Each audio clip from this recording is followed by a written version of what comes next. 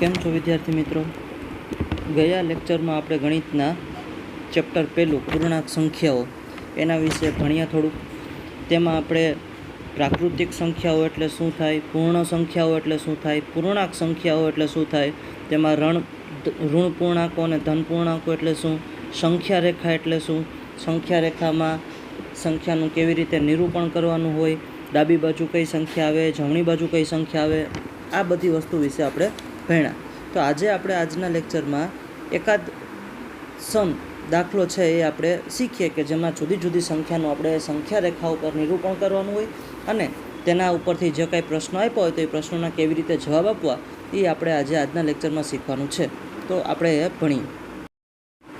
વિદ્યાર્થી મિત્રો, આજે આપણે સ્વાધ્યાય 1.1નો દાખલા નંબર પહેલો છે ભણવાનો છે. અત્યારે તમારી સ્લાઇડ ઉપર દાખલાની રકમ આપેલી છે. એ રકમ આપણે વ્યવસ્થિત રીતે વાંચી લઈએ તો દાખલો કેમ ગણવો એની સમજ પડે. તો દરેક વ્યક્તિનું ધ્યાન છે એ દાખલાની હું રકમ વાંચું છું તેમાં હોવું જોઈએ. આપેલ સંખ્યા રેખા પર કોઈ પણ એક દિવસના જુદા જુદા સ્થળોના તાપમાન ડિગ્રી સેલ્સિયસ અંશ સી વડે દર્શાવવામાં આવેલ છે. ત્યારબાદ એક સંખ્યા રેખા આપી છે. એ સંખ્યા રેખામાં -10થી 25 સુધીની સંખ્યાઓ આપેલી છે અને જુદા જુદા શહેરોના નામ આપેલા છે, જેમ કે લાહોર સ્પીતિ, શ્રીનગર, શિમલા, ઉટી, બેંગલુરુ વગેરે વગેરે. ત્યારબાદ એની નીચે 4 પ્રશ્નો આપ્યા છે. પહેલો પ્રશ્ન છે, આ સંખ્યા રેખાને જુઓ અને એના ઉપર દર્શાવેલ સ્થળોના તાપમાન લખો. બીજો પ્રશ્ન છે, ઉપર દર્શાવેલ સ્થળોના તાપમાનમાં સૌથી ગરમ અને સૌથી ઠંડા સ્થળોના તાપમાનમાં શું તફાવત છે તે જણાવો.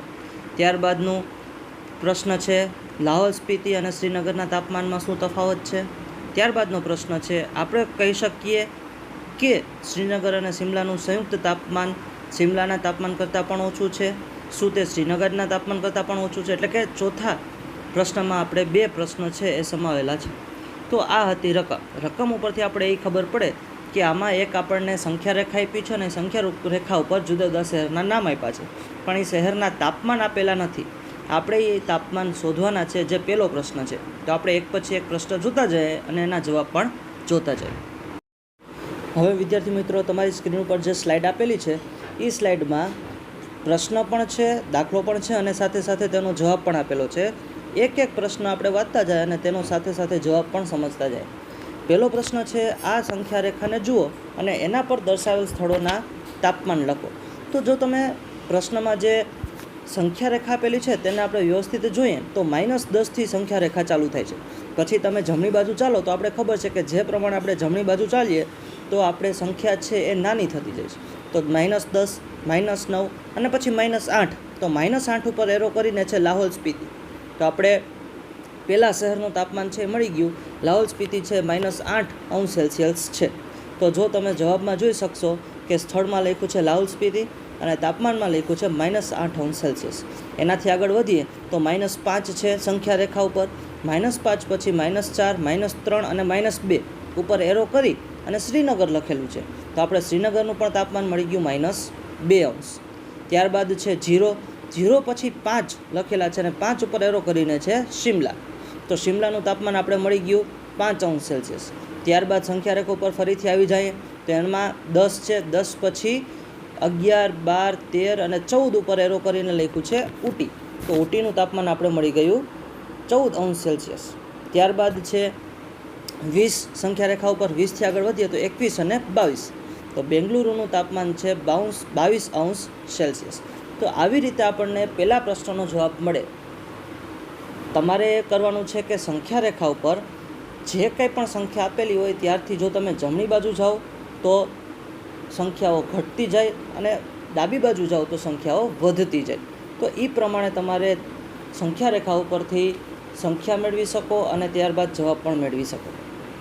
ત્યારબાદ બીજો પ્રશ્ન છે, ઉપર આપેલ સ્થળના તાપમાનમાં સૌથી ગરમ અને સૌથી ઠંડા સ્થળોના તાપમાનમાં શું તફાવત છે. તો હવે આપણે પહેલા પ્રશ્નનો જવાબ જોઈએ ને તો પહેલા પ્રશ્નના જવાબમાં આપણે બધા જ શહેરના તાપમાનો મળી ગયા છે. તો બધા શહેરના તાપમાનો પરથી આપણે સૌથી ઠંડુ અને સૌથી ગરમ સ્થળ છે એ કહી શકીએ. તો તમે જો પહેલાંનો જવાબ જોશો તો એમાં બેંગલુરુ છે 22°C એટલે સૌથી ગરમ શહેર આપણે કહી શકીએ અને સૌથી ઠંડુ કયું છે લાહોર સ્પીતિ. તો લાહોર સ્પીતિ છે -8°C એટલે સૌથી ઓછું તાપમાન ધરાવે છે અથવા તો સૌથી ઠંડુ સ્થળ છે. પણ પ્રશ્ન આપણે એ છે કે તાપમાનમાં તફાવત શું છે? તફાવત એટલે થાય માઇનસ, બાદબાકી. તો આપણે આ બંને તાપમાનની શું કરવાની છે? બાદબાકી. તો બીજા પ્રશ્નના જવાબમાં તમે જો તો બે સ્થળોના તાપમાનનો તફાવત બરાબર 22 -8°C. તો માઇનસ અને માઇનસ, તો મિત્રો આપણે ખબર જ છે માઇનસ અને માઇનસ થાય પ્લસ. તો ત્યારબાદના સ્ટેપમાં લખ્યું છે 22 + 8 એટલે જવાબ આવે 30°C. તો આવી રીતે આપણને બીજા પ્રશ્નનો જવાબ પણ મળી ગયો. ત્યારબાદ ત્રીજા પ્રશ્નનો જવાબ, લાહોલ સ્પીતિ અને શ્રીનગરના તાપમાનમાં શું તફાવત છે? તો ફરીથી આપણે પહેલા પ્રશ્નનો જવાબ જોઈ લઈએ, કારણ કે પહેલા પ્રશ્નમાં આપણે બધા જ શહેરના તાપમાનો શોધી લીધા છે. આપણે શેનું કામ છે આમાં? લાહોલ સ્પીતિ અને શ્રીનગર. તો લાહોલ સ્પીતિનું તાપમાન છે -8 અને શ્રીનગરનું તાપમાન છે -2. તો એ બે વચ્ચેનો તાપમાનમાં શું તફાવત છે? તો એ બે વચ્ચેના તાપમાનમાં ફરીથી એક શબ્દ આવ્યો, તફાવત. તફાવત એટલે આપણે હમણાં જ કીધું એમ, તફાવત એટલે થાય બાદબાકી. તો બાદબાકી કેવી રીતે કરવાની? -2 -8. તો માઇનસ અને માઇનસ એટલે આપણે ખબર જ છે શું થઈ જશે? પ્લસ. તો જો જવાબમાં આ બે સ્થળોના તાપમાનનો તફાવત બરાબર -2 -8. માઇનસ માઇનસ થઈ જાય પ્લસ, એટલે -2 + 8. હવે મિત્રો સમજવાનું છે, માઇનસ પ્લસ એટલે થાય માઇનસ અને મોટી રકમની નિશાની એટલે 8માંથી 2 જાય તો 6 અને પ્લસની નિશાની એટલે +6°C. તો આવી રીતે આપણને ત્રીજા પ્રશ્નનો પણ જવાબ મળ્યો. ત્યારબાદ આપણે ચોથા પ્રશ્નનો જવાબ જોઈ લઈએ. શું આપણે કહી શકીએ કે શ્રીનગર અને શિમલાનું સંયુક્ત તાપમાન શિમલાના તાપમાન કરતાં ઓછું છે? સૌથી પહેલાં આપણે પહેલો પ્રશ્ન કરીએ.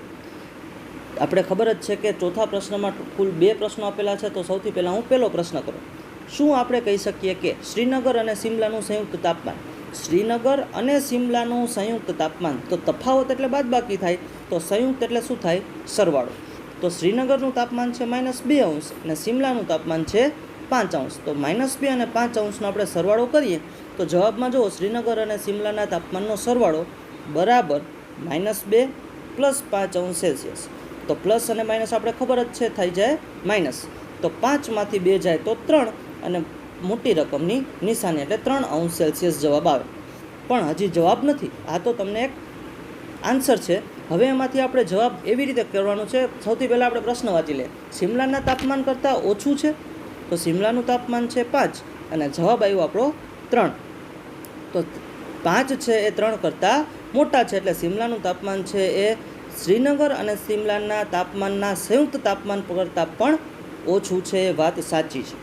ત્યારબાદ ચોથાનો આપણે બીજો પ્રશ્ન છે એ વાંચી લઈએ. શું તે શ્રીનગરના તાપમાન કરતાં પણ ઓછું છે? શું તે શ્રીનગરના તાપમાન કરતાં ઓછું છે એટલે શું? કે શ્રીનગર અને શિમલાનું જે સંયુક્ત તાપમાન છે એ શ્રીનગરના તાપમાન કરતાં પણ ઓછું છે. તો ફરીથી આપણે જોઈ